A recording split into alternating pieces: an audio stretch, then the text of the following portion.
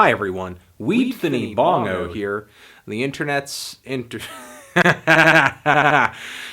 it's time for a review of the new Deerhunter record, Fading Frontier. There you go, ladies and gentlemen. The deer hunter back from the dead to hunt the deer whose memories are their parents dying from the deer hunter, and they can't get no rest because the deer hunter's still alive in the ghost world hunting the deer. Oh crap. Hey! Deerhunter is an Atlanta indie rock outfit, and they have some kind of noisy psychedelic tendencies, and believe it or not, it's actually been 10 years since the release of their debut album. Well, it's actually been quite a ride since the release of that album. The band's breakthrough LP, Cryptograms, their follow-up and very ambitious double album Microcastle and Weird Era Continued, their pop opus, Halcyon Digest, and their last full-length album kind of saw the band going down more lo-fi territory, Monomania. Now, we have a new record over here, not a lengthy album at 37 minutes in length, just 9 cuts. However, I did go into this project with positive vibes because I enjoyed the tracks that came out before the release. It seemed almost as if we were getting a bolder, more upfront, more intimate Deerhunter with just less psychedelic effects in the mix, especially on the song Snakeskin, where we get a rough and tough in your face groove. And even the instrumental and the vocals on the very soft and kind of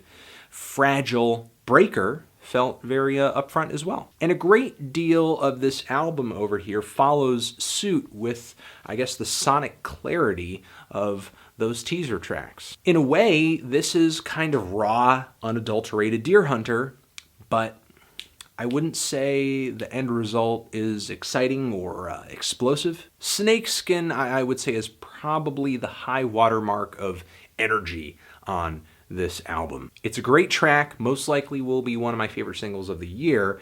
However, the energy level drops off on a lot of these other songs as Bradford Cox and company kind of toy with a lot of rock and pop styles across this record. With the song All the Same, Deerhunter eases us into the album with a track that sounds like it could have fit onto any number of previous Deerhunter albums and wouldn't have sounded out of place. It's very easygoing, it's very intoxicating, but kind of odd as well. I like Bradford Cox's very expressive vocal delivery on this track. Lyrics like, "You should take your handicaps, channel them, and feed them back," are proof that Bradford does have some really nice one-liners on this thing.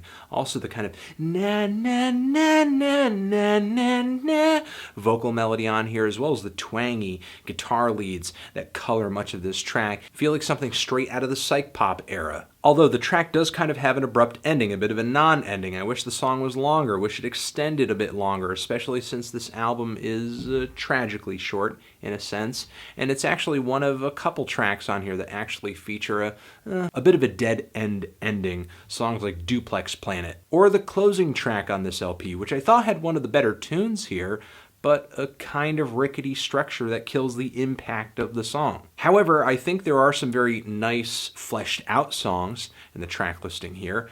Track like Snakeskin, as I mentioned earlier, love that track. Also, Living My Life. I'm living my life. It's a really odd turn for this album because it's one of the tracks on here that is very synthetic in tone and really heavenly too. There are these odd digital stretch marks on the opening, very ethereal chords at the start of this track. And there's some kind of intricate but very smooth and bustling beats and bass behind all these chords as well, which are pretty nice. And the mantra that comes up at the back end of this track, which is incredibly catchy, it just tells me that if Deerhunter wanted to go down a bit of an indie-tronic or a synth pop avenue with a future album, it could potentially go over really well. And on the song Breaker, which I mentioned I like a lot, but this track, it's got an odd flavor to it. Just odd for Deerhunter, especially once the chorus pops up.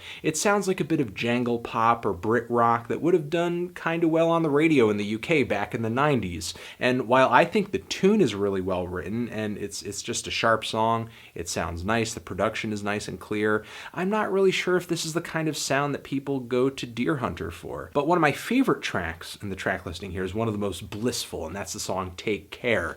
And with how blissful it started off, it felt almost inspired by Beach House's song Take Care, but it's actually a completely different tune. It's like a serene, psychedelic, inviting lullaby. The flourishes of guitars and synths throughout this track, throughout the first half of the track, has me feeling like I'm floating on a pink cloud, while the crescendo of instrumentation on the back end of the song is really exhilarating. There's a lot of propulsion behind the instrumentation here. However, we do have other tracks on here that I don't really care for that much. We have the kind of uneventful Ad Astra, which is one track on here that I think kind of goes against the clarity vibe that a lot of these songs bring forward and sort of gets lost in its own dream to the point where it becomes slightly unmemorable. And then there's the song Leather and Wood, which takes a really odd turn into painfully awkward territory over a very sparse instrumental with some very dissonant broken pianos, with Bradford giving us one of his strangest vocal performances on a Deerhunter record to date.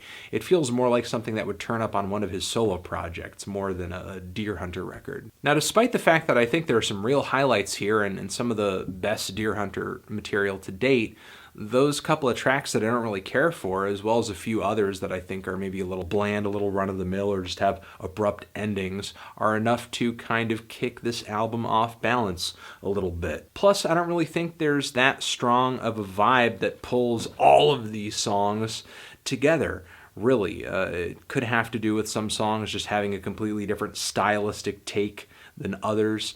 Could have to do with just the lack of quality consistency among these tracks, I think. In other words, I think this record kind of feels like a B-sides album in a way. However, the production is really good. It's a very nice sounding B-sides album. It doesn't sound underproduced in any way, but the material here is maybe a little underwhelming, I guess. I'm feeling a strong 6 to a light 7 on this thing. Transition, have you given this record a listen? If you have, did you love it? Did you hate it? Why?